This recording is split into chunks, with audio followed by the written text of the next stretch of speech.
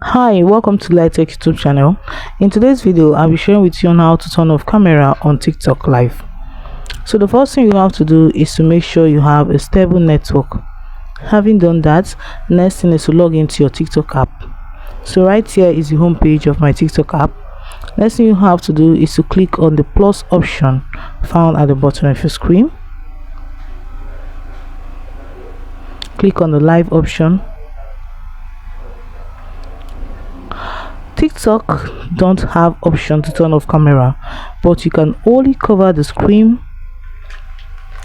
of your TikTok camera by using a paper or your hands, so that you'll be able to avoid using the camera. That's the only way you can turn off camera on TikTok live.